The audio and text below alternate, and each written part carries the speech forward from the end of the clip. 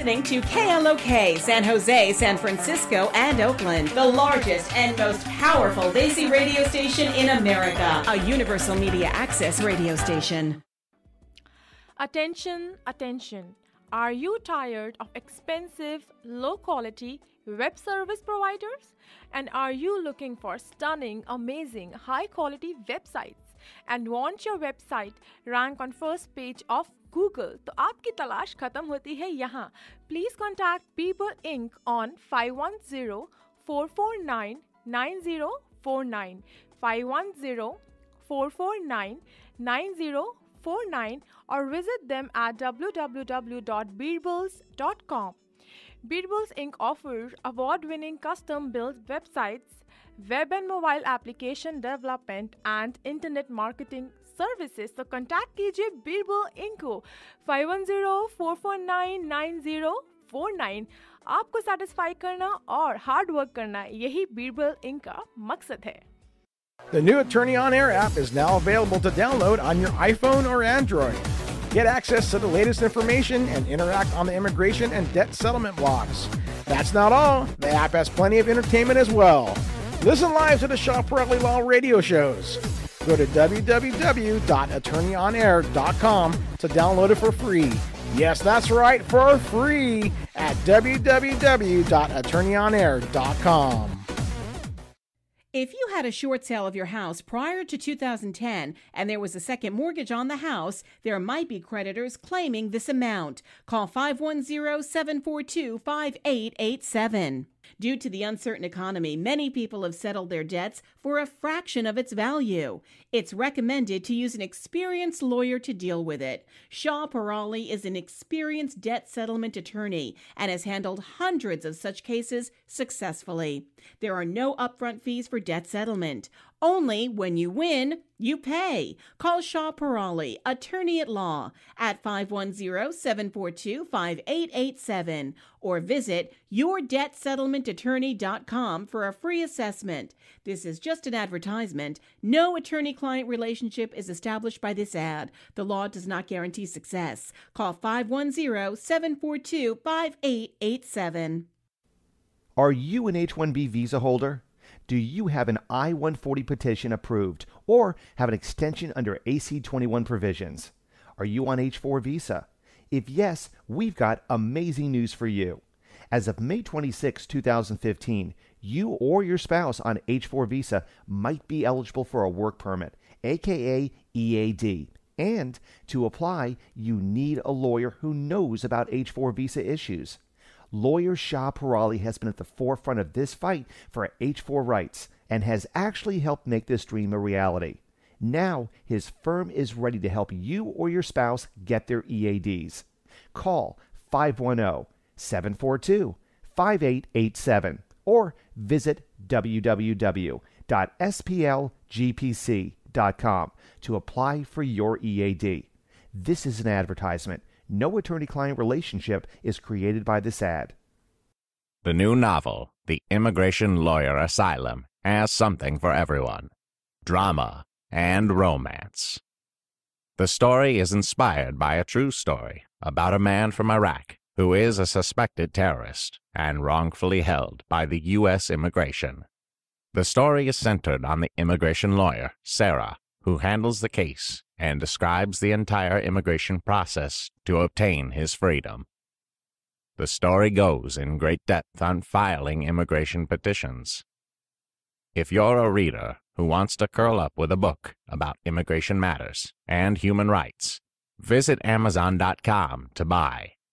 Visit www.splgpc.com. Call 510-742-5887.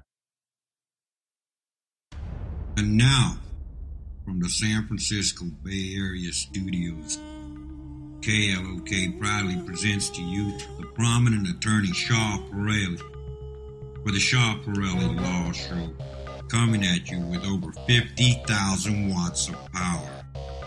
The Shaw Pirelli Law Show, where all your views matter.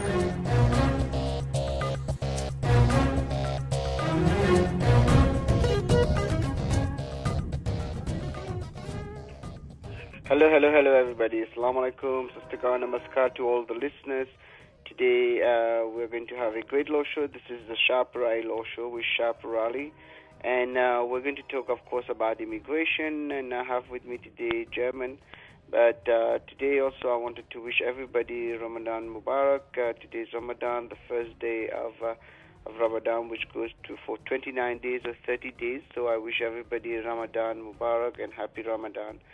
And we're going to cover different topics today in immigration, not only employment-based, but we will be opening the line in a few minutes. The number to open the line, to call at the studio, the number is 408-912-5565. And before I start, anything I tell you today, ladies and gentlemen, is for educational purposes only.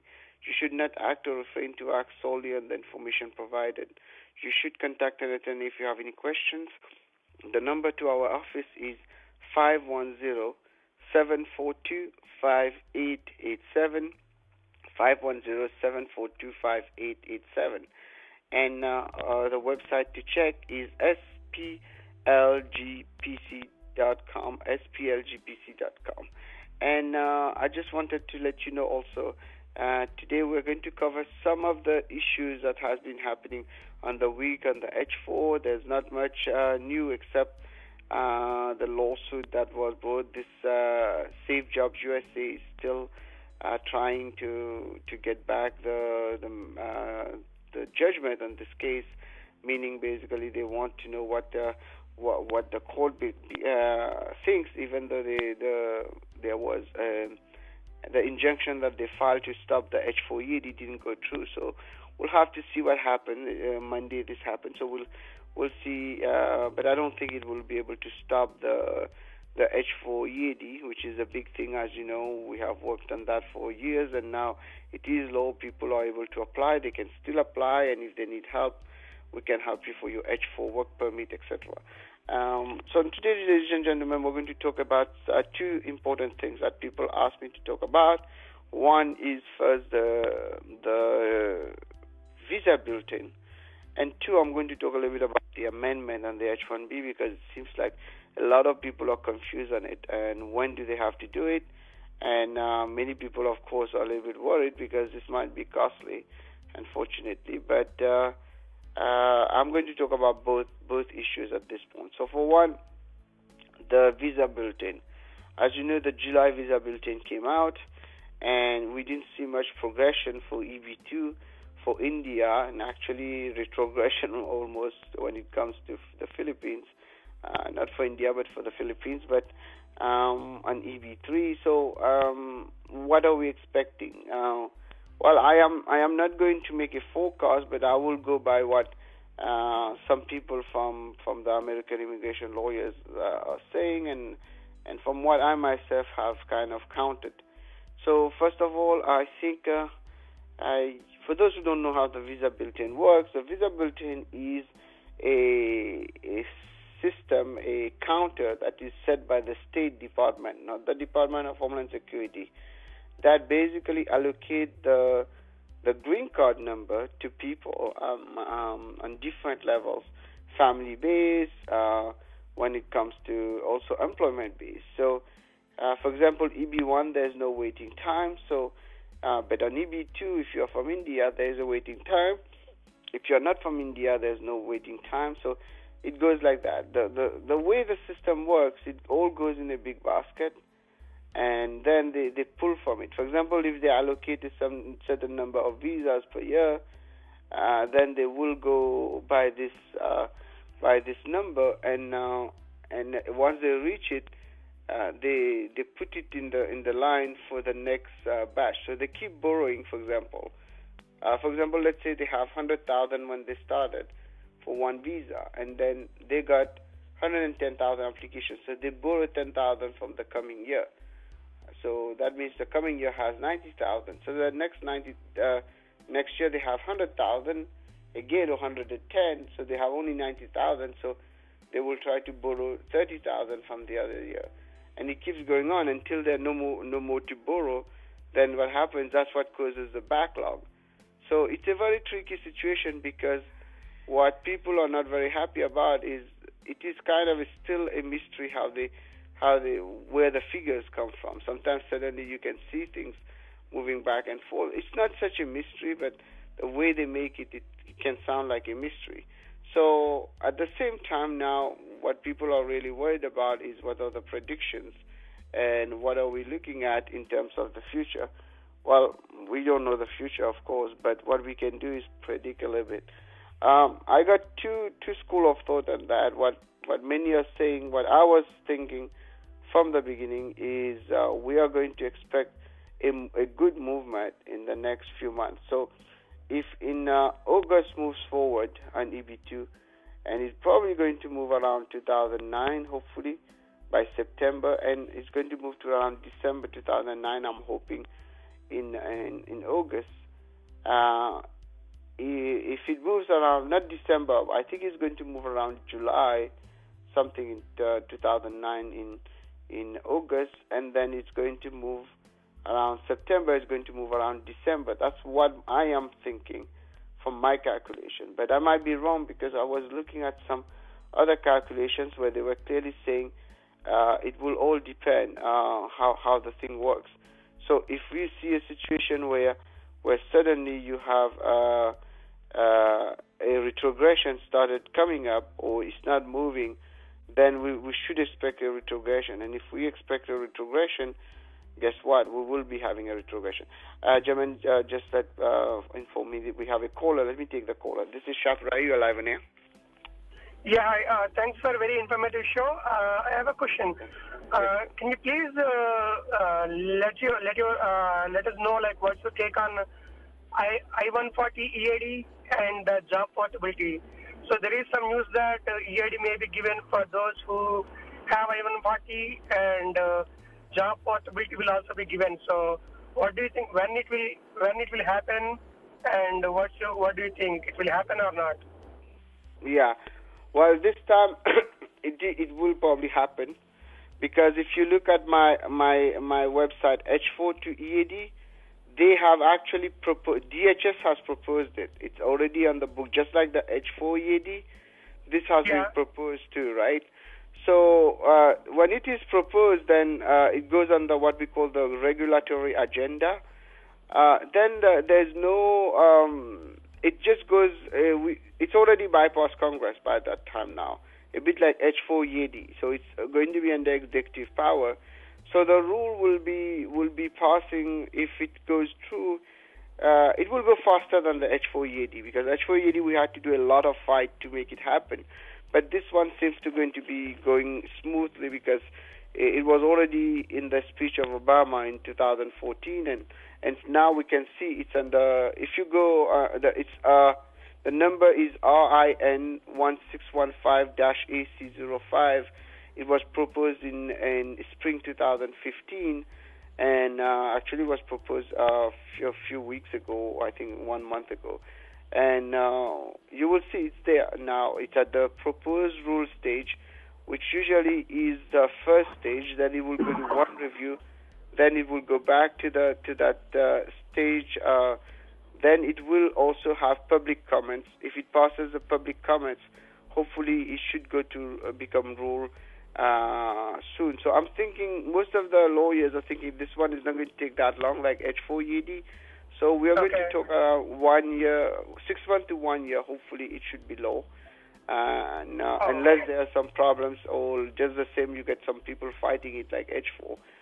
But apart from that, this one will go faster. But yes, it is rule. It is proposed right now under the regulatory rule-making process, and you can see it. I put a link on that. If you look on this website, H4T2EAD, H4TOEAD on the top, just to read about it. And I put the link on that. The link is there. You can read it. And so far, yes, it will allow basically portability of the I-140, and will allow also a work permit for the I-140. But let us see the final rule once it's, because this is the way it is. The proposed rule, it will go for review. It will come back, maybe a new version. It will go back and forth until they finalize it. So the final version is usually a little bit different from the original one. Okay, got it. Thank you very much. Okay? You're welcome. Let me take another caller. This is Sharp Rai. You're live in here. Hey, Sean. Good morning. Good morning, sir. Sunny. Hi, Yeah. Sabu. So can I I'm start listening. with my question? Yeah, I'm listening to you. Go ahead. Yeah. So one of my friends, he got E21 visa green card 5 years ago, and he came over to US, but he never worked for the employer who sponsored his I-140 petition. Since he came over here, he was contacted by other employers, and he took jobs with those employers, and he has working over here from more than 5 years. Now he is going for naturalization. So we have a question: is there any concern in naturalization right now? Yes. Yeah, because it might look like, okay, if you are in United States and you file EB3, you have a pending adjustment of status, and 180 days has passed from the original filing, yeah, you can move to another job. But if you already got the green card and you came in on the, yeah, it doesn't matter how many years, but the rule is still the same. So if you got the green card and then when you came, instead of using it with the company, then they can look at it as fraud. I had a case exactly like that in New Jersey. They took back the green card. So you got to be careful. But I will not know on the case really. I have to look at it, see if you did everything properly. If you did, you might be lucky. They might not even investigate, but this is something which is major. So give me a call at the office. We can talk about it. 510-742-5887. Okay? Yeah, but once you get a green card, you can work with any employer, correct? No, it doesn't work this way. Yeah, you can work, but if the original green card was obtained in fraud, then everything else doesn't count. That's the problem. When a company files for you, they are basically saying they need you. If you transfer before the green card is issued, this is called HC21 portability, is okay. But the day you get the green card, you don't even go work for that company who filed for you. They take it with suspicion. They will go question the company. But if it was a genuine job offer, you got better offer, and it is acceptable. It's very hard to tell. It's a case-by-case basis, but it is not something I recommend. Okay? Okay? Okay. So give me a call. Let me take another caller. This is Shapra. You're live on here. Hello, Shah. Thanks for taking my call. You're welcome. I have a question regarding H4 EAD. Mm-hmm. So, yes, I have an approved I-140 and I'm beyond my 6 years of H1B. And we applied for H1B extension because it was expiring end of June this month. So, I got approval for the extension on both H1B and my wife's H4. But my lawyer says that there is some mistake with the validity period on my extension. So what I have in hand right now is my wife's H4 extension approval. So my question is, will we be able to apply for H4 EAD with that approval? Because I'm still waiting for my H1B approval notice. Yeah, you should be able to. Because the H4 is still good. It was just a mistake. It's not like you went out of the situation of the status. Yeah, you can go ahead and use that H4. Okay. And I'm okay attaching my old I-797, which is expiring, because I don't have the new one. Will I be okay attaching the old one? Yeah. You can. But what was the mistake? The mistake was just the time, right? Not the... it was the time. It's just a validity period, not nothing else. That's what my lawyer says. Okay. Well, what happened? Was it an extension based on I-140, right? Yeah, it's based on I-140, right? Yeah, and then they gave you 1 year instead of 3 years? That's what you're saying. Actually, I don't know the details. My wife's H4 got a 3-year extension until 2018. So I would believe I got it for 3 years too, but there may be some mistake with the date. I don't have the details exactly. Okay, that's fine. Well, you can go ahead and apply because they will give her anyway a work permit only for 2 years. So she should be fine. By the time it gets approved, they will update their system there. Okay? Okay, all right. Thanks, Sean. Okay, and if you need help, just give me a call. We'll do it for you. 510-742-5887. Let me take another caller. This is Shapra. You're live on air. Hello. Hi. I am a U.S. citizen. Can you help with the employment visa in India? No, I cannot help you for India. I'm not licensed there. You might want to talk to the Indian embassy. Okay? Good luck. Okay, cool. Thank you. Okay, then. Thank you. This is Shapra. You're live on air. Hello? Hello? Yes, can you hear me? Yes, I can hear you. Go ahead. Hi, Shah. My name is Alka, and I have a question. You know, I am a citizen, and I brought my mom here. She had 10-year visa, the visitor visa. Mm-hmm. She came with me, and then I filed her I-30. Mm-hmm. I was supposed to file I-30 and I-85. By mistake, I did it I-30 only. I-130, sorry. Okay. So, what should I do? Should I just go ahead and file I-485 because they already received my case and she's here more than 6 months now. Her visa is expired too. I was talking to some attorney. They said, let her stay here and then later you can file I-485. I just wanted to make sure, I'm not wasting my money or I can change the attorney. I mean, I'm a little confused.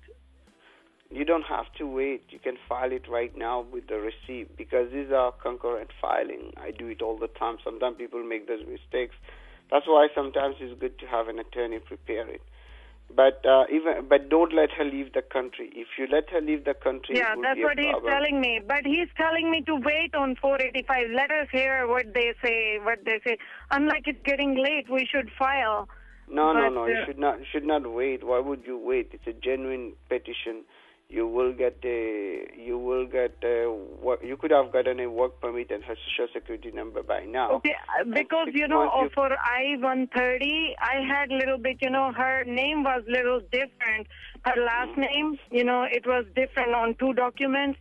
So they asked me a few documents for, because of her last name. So I gave everything, but I did not hear anything from them. But I should just go ahead and apply I-485? I think you should apply right now, but let me check on your case. Give me a call at the office. Let me look at the paperwork. There might be a reason he's saying that. But if you need help, I can handle it for you. I can do the whole Okay, I'll call you because my attorney, I'm not getting so happy with him. It's getting really late now. It's going to be a year now, pretty soon. Oh my God, no! It takes. I don't know why he's delaying. I have no idea. I'm paying, probably and the paperwork was driving. Yeah, I'll tell you what is the biggest problem. This is a good thing you brought up. Whenever you file those cases, people think, okay, I go to this attorney and that. It's just like going to a good restaurant, a good doctor. They don't know. They just take the money and they do halfway. They don't even know the answers. These are things that, I've done hundreds of them, and luckily, thanks to God, I never lost any of them. And in this case, it was useless to make you wait because if you had filed the I-45, you could have even getting a re-entry permit. Your mom probably, let's say the green card got delayed, you could have still have your mom travel back and forth. Now, with you not filing the I-45 and she overstayed, you won't be able to have. Because the I-45 has not been filed, it has not given her any... Exactly, she cannot drive, she cannot travel, and I just... Call ASAP, it's just getting so late, for everything. Yeah, and he's not telling me what to do, even though I paid him everything. The documents they were asking, for older people, sometimes it's hard to get birth certificate, but we got all other things, required, what they were asking. But still, I did not hear anything, Yeah, but then that's wrong. They did it wrong. I can fix it for you, God willing. But as soon as I file the I-45, We will be able to file the I-765 also for her. She will get a work permit. Even if she doesn't work, you can go and get her social security number, get her driver's license. Well, she's not going to drive, but at least an ID, whatever you want. If she wants to drive, you can go and get her driver's. We can get all this done within 90 days and even probably get her green card. But this is too long. This is probably that it was not done properly from the beginning, and that's why you got a lot of RFE. And the attorneys, I don't know why, because the problem is that it's only experienced who can do this kind of things, because they don't put it in the books how to do it. I know how to do it because I've done many of them, and since filing an I-130 and I-45 by a U.S. citizen for their parents is concurrent, even with the receipt, you can add the I-45, and once you add that, we can clear it. Give me a call at the office. I'll clear it for you. 510-742-5887, okay? I'm sorry. Do it again. Give me again, please.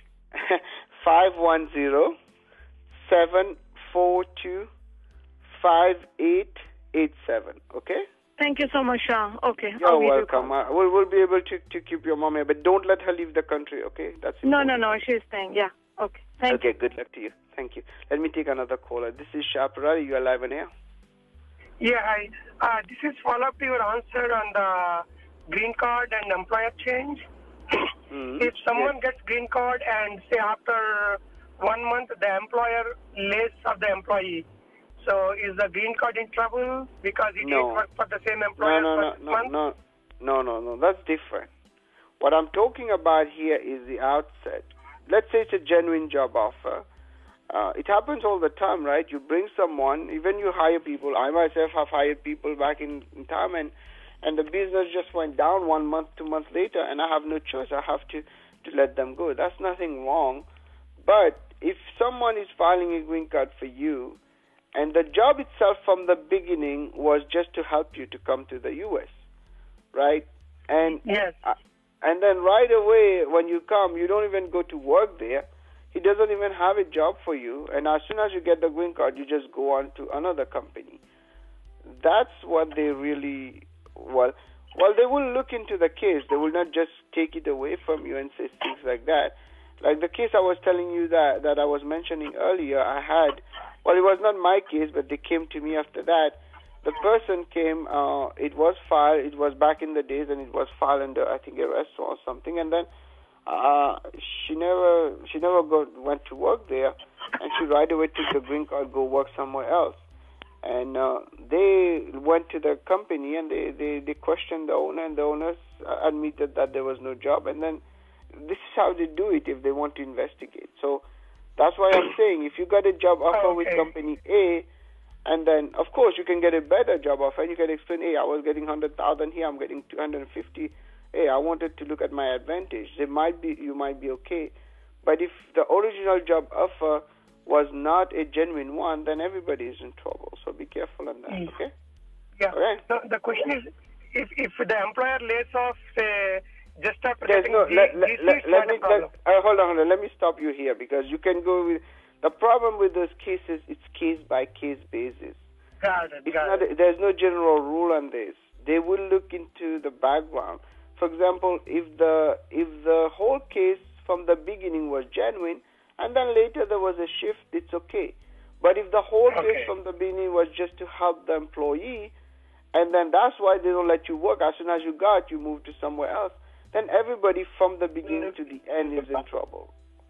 This is the problem. I cannot discuss this like in a general rule. So in general rule, we always recommend when you get your green card with the company to stick with the company at least 6 months to 1 year, just not for them to believe that you are doing something wrong. Doesn't mean you did something wrong. For them to believe, because once they believe, then they investigate, and then it becomes complicated. That's why we tell people when you get your green card, it's not a law, it's not a rule, it's just an experience recommendation. Stick with the company for 6 months to 1 year. So there's no answer for you specific unless I sit down and look at the background. So if you are worried or your friend is worried, just give me a call at the office. I'll look at it and tell you if it is something that was not done properly or done properly. Because at the end of the day, we can always fight it, but it will be a little bit complicated if there are some problems, okay? Yeah, okay. yeah. Okay then. Good luck to you. Let me take another caller. This is Shapra. You are live on air. Hi, Shah. Good morning. Good morning, sir. Shah, I have a question. I'm a student and I'm on F1 status right now. Mm-hmm. And I came to US 1.5 years back. And I have a long name. My first name is, let's say, A, B, C, D. So I have the same name on my passport and I-20. But when I came to US at CBP, Customs Border and Protection, they have updated as A, B, C, and they discarded the middle name D. Mm-hmm. So in the driving license, they just gave me A, B because they couldn't accumulate the word C. Okay, so you have a big con. Well, welcome to my world. I'm just like you. I had the same problem. That's why I use Shapra because my name is too long too. So it's not going to affect you because it really goes by your fingerprint and your service. So originally, as long as you can prove you didn't lie, and all those documents are there, and whenever you fill a form, you might have to use AKA the different names, but it should not be a problem in the future because this is something that happened a lot of times. Okay. Okay. So you want me to follow a single name in the United States, like keep the first name as it is, or you want me to go ahead and no, what all the full name? It's up to you. Be consistent. Like for me, like I told you, my full name is Shah Iqbal Nawaz Turali. It's like so long, and then I use all of them, but most of the time people know me by Shah Turali, so I stick to that. Okay.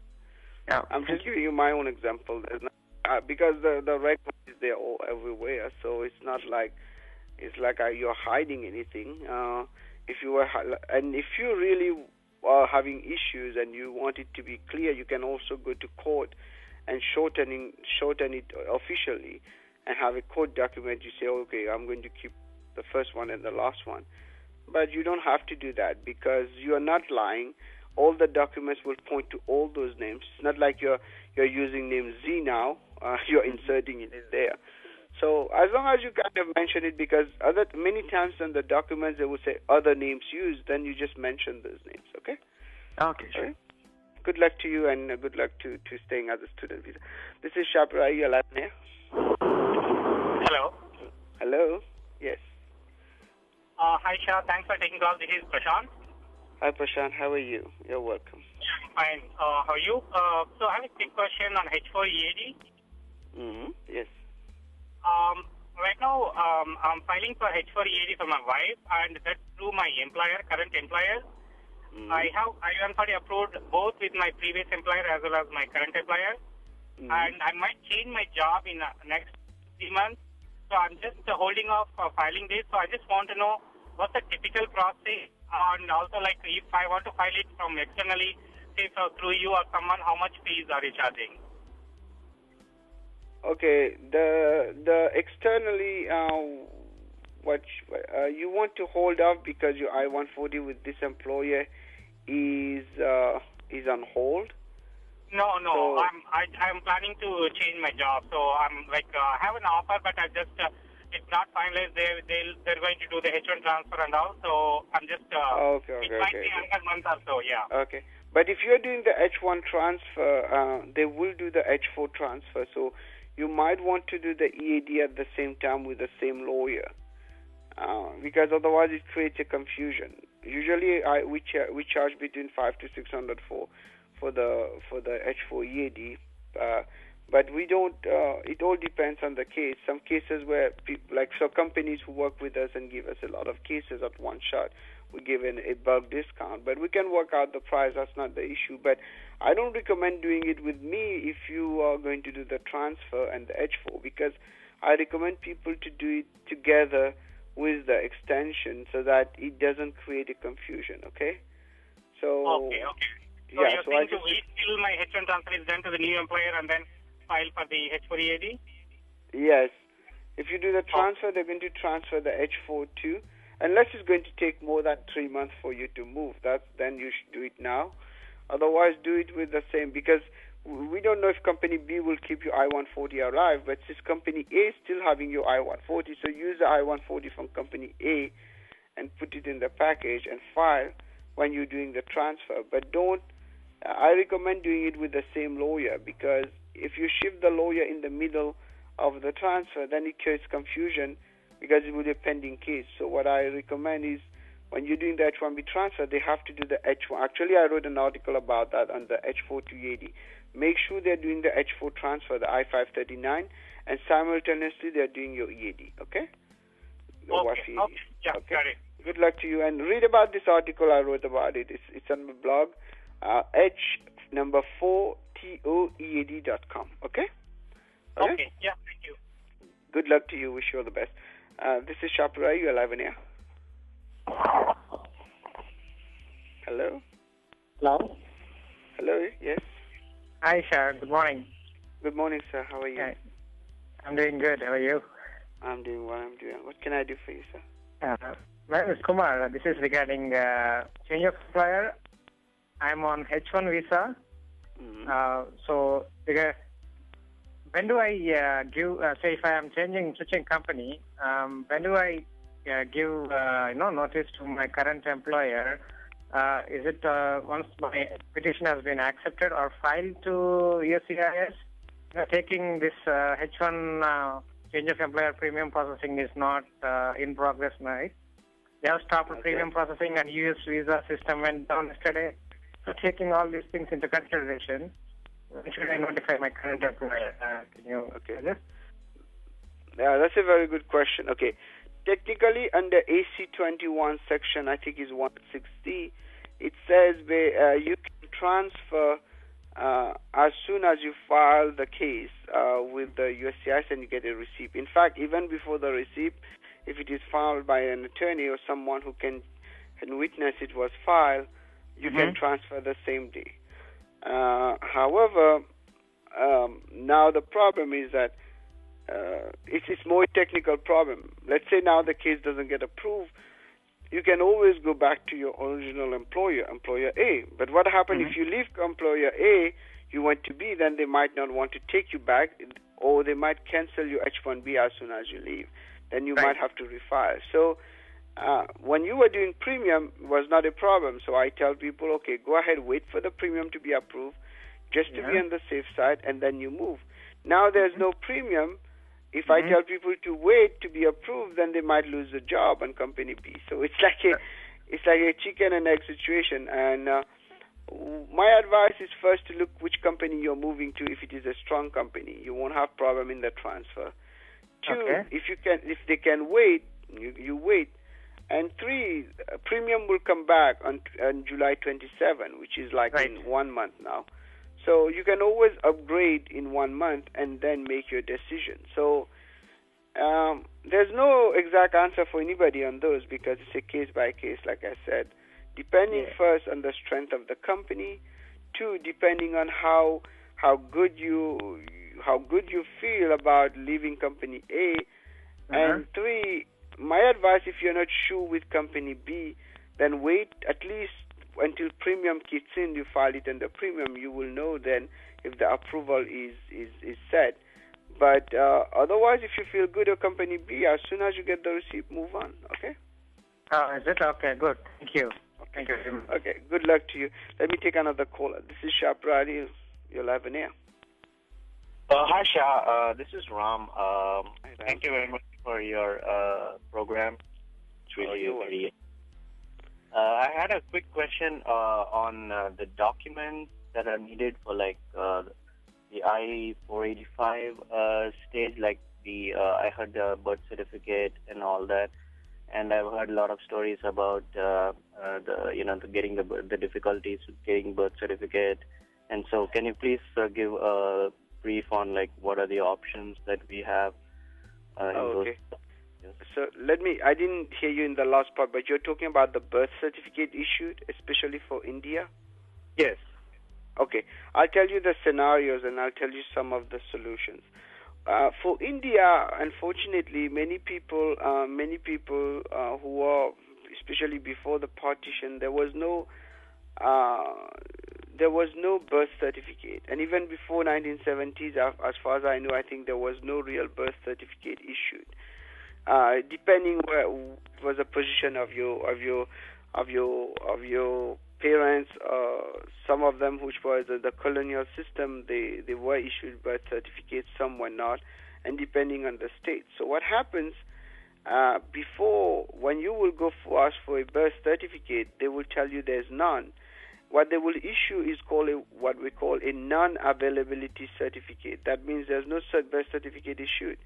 So what you do next, you take that paper, you go and find two people who were born around the same time or a little bit after, actually better, a little bit after, where they can give affidavits that your mom or your dad or yourself was born on so and so date, because they know this because they were around there. So they give two affidavit of birth, and then you can put what we call other secondary evidence also. It's called what we call ration card, medical records, school records. You put all the stuff in there, and they will be substituting for what we call the birth certificate. Now you have another scenario which is coming up lately. Many states now have decided to computerize the whole birth certificate system, and they are issuing what we call late birth certificate. I don't know if you know about this. Have you heard about that? No, I'm not aware of it. So some states, they are saying, hey, we're computerized now. We don't want to give non-availability certificate, so we are going to give you what we call a late birth certificate. That means they're doing a birth certificate now for people they have not done birth certificate. Those birth certificates are still secondary evidence by law now, because they are not genuine birth certificate that you can use. So you still need to go to the same process like you don't have a birth certificate. You put it in there, and you put two affidavit, and you put other secondary evidence. Of course, the first step is if you have a birth certificate original, you use that one. If you don't, then you go on the steps I told you. First, you get what we call a non-availability certificate. Then you get those two affidavits and all those documents. And if you have the third thing, they issue a late birth certificate. You cannot say, oh, I got a birth certificate now, I'm going to use it. They won't accept it. They will still want secondary evidence. So it's not difficult to overcome, except it's a headache. And sometimes when you're here, you have to do it there. You need someone to help there. That's the only problem. But if you need help on those, I've done so many of them that we know pretty much all the tricks of the trade. So give us a call. We'll help you. 510-742-5887. Okay? Thank you very much. You're welcome. You're welcome. I don't know. I think I have one more caller, or I don't have any. This is Shapra. You're live on air. Hi. Good morning. This is Dharma here with my wife Ramya on the other side of the call.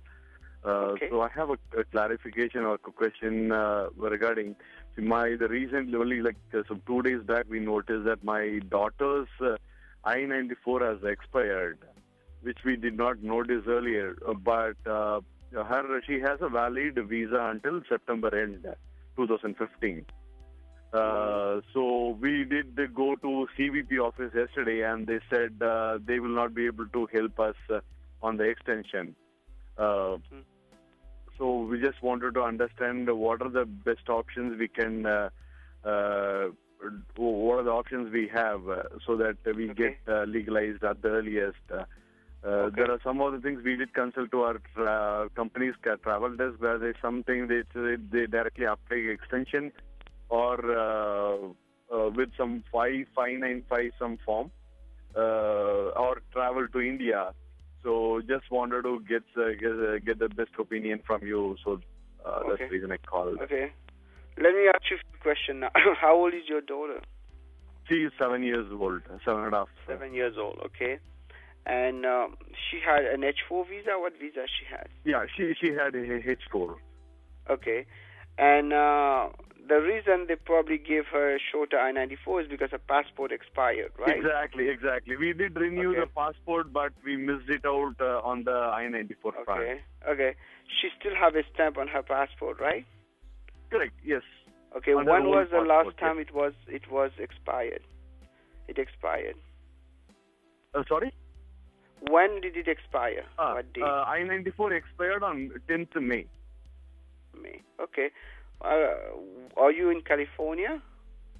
Yes. Okay. In so Bay do Area you have a stamp on your passport, all of you? Yes. Sorry, what was the last question? Do you all have a valid stamp on your passport? Yes. Me and my wife both have valid. I'll tell you. Okay. Yeah, till September 30th we have our validity, visa validity, and extension is we just started our extension visa extension process. Okay. This is what you're going to do. You're just going to go to Mexico in the morning and come back in the afternoon, or go and have a vacation, come back, everything will be reset automatically. Oh, great. To Mexico, Tajana, so some border, right? Yeah, just go there, have a good time with the family on the weekend, come back. You don't have to go all of you, but at least one of you, either you or your wife, go. But make sure your stamp is my good. Kid's But even dependent. My kid is my wife's dependent. She is also working. So just thought, what would be the best? Like, can I take, or is it best she takes her in and like spend some time and come? It doesn't matter really, because she's your daughter. But it's always good to go in a family. Then they don't give you a hard time at the airport. You can just go in the morning and come back in the afternoon. And it's better to go by the airport, by the way, instead of taking the car. But if it is easier, you want to make a drive, just go to San Diego and go outside. You can go in the morning and come back in the afternoon. Everything will be cleared. She doesn't have the rule of 180 days because she's a minor, but it's always good not to pass 180 days from the expiry. So this is something we get very common. Actually, I wrote an article about this too last week. Oh, is it okay? H4to EAD.com, you will see I wrote about that. This is very common. This is good for warning for people. If their passport are expiring, make sure when they come back to check the I-94, because many people don't know that. Okay? Yeah, we totally missed out, and no, but you're fine. You're still good. And plus, she's a minor. She doesn't even accrue and lawful present. So just go back and come back, but do it before September, because that stamp on your passport is what you will need to we are planning to. So we just identified day first today, and what are the best? We wanted to get that one cleared at the earliest on the legal front. Just do it on the weekend and come back. Thinking of driving, I was just there was a couple of things, information like. So is it the drive good enough to go and get it thing, or do we need to stay? It was 1 hour wait. I don't. Well, you have a baby. I don't know if she will be comfortable driving so many miles, but you can drive. And, right. Or we can fly to San Diego, just cross over and come back. Yeah, exactly. That might be the best. But no, the only problem is that on the weekend it's sometimes a lot of traffic. So do it in a time when there's not a lot of traffic. Just come back in. And this is very common. You won't have any problem. But make sure if you're traveling, have a letter from your employer confirming your job, okay? Right. Oh, yeah, that's very good information. Yes. Okay. Good luck to you. Wish you all the best, okay? Yeah. Wish your Thanks babies all the best. Much appreciated. Okay, take care. This is Shapra. You're live on air. Hello? Hello? Yes, I'm listening to you. This is Shapra. Hi. I just have a quick question about H4 EAD. I'm currently on F1 OPT extension, which expires in June next year, and I want to apply for H4 EAD. So my question is there any way to apply this change of status without having to take a break from employment? Don't file now. File next year, maybe, because by next year the system will go faster. But there might be a little lapse on the timing. In your case, since you have till 2016 on OPT June, I would probably file the change of status to H4 and the OPT 3 months before, so around April. File it. Then you will probably get both of them at the same time. Maybe 10 days difference, but by that time anyway, the OPT would have expired. So it's not something I can really make sure of, because I don't have control. We don't have control. But one thing I can tell you, let's say by mistake you work an extra, it doesn't affect you basically, because there is something called INE 245K which forgives you. So this is it's very hard to kind of time it, but I would say in April, if you file it, you should get it around the same time. So there might be a break of 5 days to 1 week or 2 weeks max. Okay? Oh, Okay. Okay. If you need help, give me a call. I'll do it for you. We'll time it for you. Okay. Okay. Thank you so much. So, Yeah. ladies and gentlemen, you can call our office 510-742-5887. I'm not going to take any more callers now because it's almost done with the show, and I wanted to thank you all for listening. The other thing we do also, ladies and gentlemen, is debt settlement. This is one way to get out of debts without having to file bankruptcy, and we want you to listen to our shows. The recorded shows we have is on our website and our blog. Also, click on the radio show archives. I put them on YouTube. So I want you to listen to them, and you'll get a lot of information. Share them. The news we have, I didn't have a chance to go over the amendment, and I would like to tell you all that I wanted to thank you all for listening to the show. And if you need for debt settlement, credit cards, second loan, call us 510-742-5887. Anything I told you today is for educational purposes only. You should not act or refrain to act solely on the information provided. You should contact an attorney if you have any questions. And again, Ramadan Mubarak. And to close today, I'm going to play Surah An-Naba for those listening to me for the Ramadan. And this is from the Quran. I thank you all. I thank you, German. And keep listening. We'll be back on Monday from noon to 1. Take care. Ramadan Mubarak. Bye-bye. عدد ما خلق في الأرض سبحان الله عدد ما بين ذلك أعوذ بالله من الشيطان الرجيم بسم الله الرحمن الرحيم عَمَّ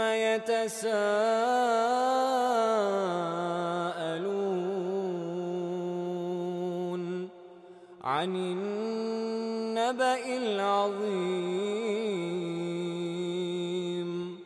الذي هم فيه مختلفون كلا سيعلمون ثم كلا سيعلمون ألم نجعل الأرض مهادا والجبال أوتادا وخلقناكم أزواجا وجعلنا نومكم سباتا وجعلنا الليل لباسا وجعلنا النهار معاشا وبنينا فوقكم سبعا شدادا وجعلنا سراجا وهاجا وأنزلنا من المعصرات ماء ثجاجا لنخرج به حبا ونباتا وجنات ألفافا إن يوم الفصل كان ميقاتا يوم ينفخ في الصور فتأتون أفواجا وفتحت السماء